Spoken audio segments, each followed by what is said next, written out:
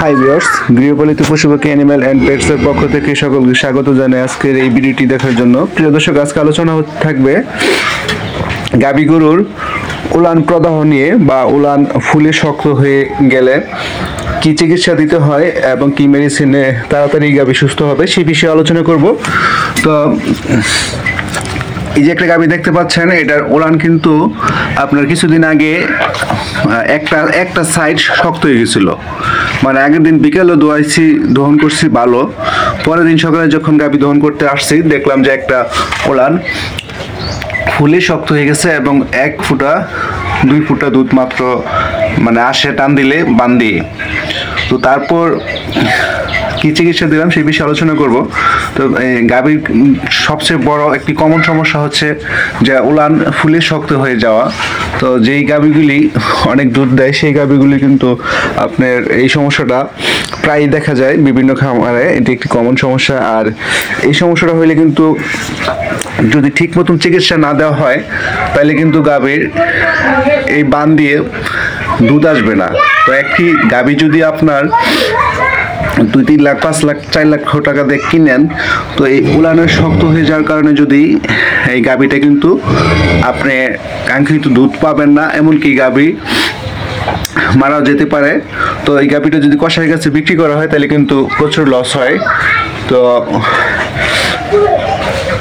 প্রিয় দর্শক, এই গাভীর এই সমস্যা থেকে সমাধান পেতে আপনাকে পরিষ্কার পরিচ্ছন্নতা রাখতে হবে গাভীর সব সময়, এবং হচ্ছে জীবাণুনাশক স্প্রে কম দামের মধ্যে পটাশটা, এটা সপ্তাহে 2-3 বার আপনার ফার্মে ইউজ করতে পারেন। আর যদি এই সমস্যাটা হয়ে যায় যে গাভীর উলান ফুলে গেছে বা শক্ত হয়ে গেছে, তো তখন কিন্তু গাভীর শরীরে প্রচুর জ্বর থাকে এবং উলানে ধরতে দেয় না, ব্যথা লাগে। তো যখন দেখবেন যে উলান ধরতে দেয় না তখন বুঝবেন ব্যথা পায় এবং উলানটা প্রদাহ হচ্ছে, শক্ত হচ্ছে। তো তার জন্য আমি ব্যথার জন্য দিয়েছিলাম PK5, এটা 500 পাওয়ার PK500 পাওয়ার একটা বড়ি আছে, এটা খুবই ভালো কাজ করে। প্রতিদিন এটা আমার গাভীটা 5 মণ ওজন হবে, এর জন্য আমি একটা বড়ি দিয়েছিলাম। আর একটু বেশি লাগে কিন্তু আমি একটা দিছি। আর হচ্ছে মারবুডিয়াস, এটা হচ্ছে আপনার অ্যান্টিবায়োটিক, এটা প্রতিদিন সকালে 2টা এবং রাত্রে 2টা দিছিলাম। মারবুডিয়াস অ্যান্টিবায়োটিক হইলেও দুধের কিন্তু আপনার তেমন কম হয় না। দুধের অনেক সময় অ্যান্টিবায়োটিক দিলে দেখা যায় আপনার দুধ কমে যায় একেবারে অনেক, তো এটা কিন্তু তেমন আপনার কমে নাই। আর হচ্ছে পাশাপাশি আরেকটা ওষুধ দিয়েছিলাম, সেটা হচ্ছে এই যে পিনিক্স।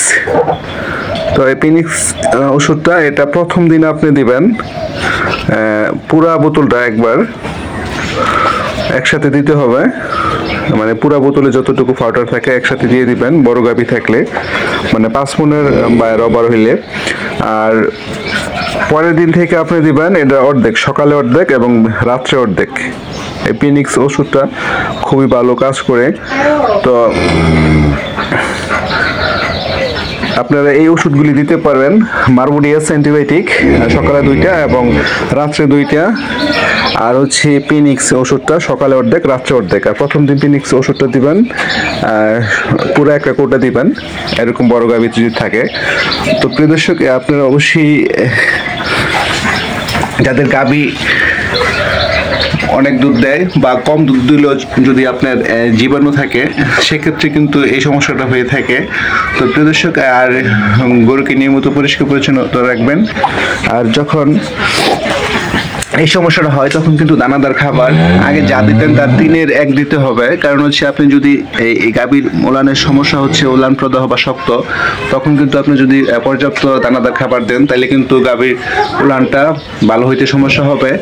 আর সাথে আপনি ফ্রিজের বরফ দিতে পারেন সকাল বিকাল, যেখানে সমস্যা উলানের ওইখানে। আর হচ্ছে আপনার মোটরের পানি দিবেন, যেখানে সমস্যা সকাল বিকাল 2-3 বার দিবেন। আর আরেকটা জিনিস সেটা হচ্ছে সরিষা তেলের সাথে কর্পূর মিক্স করে উলানে দিতে পারেন, তাহলে আপনার এই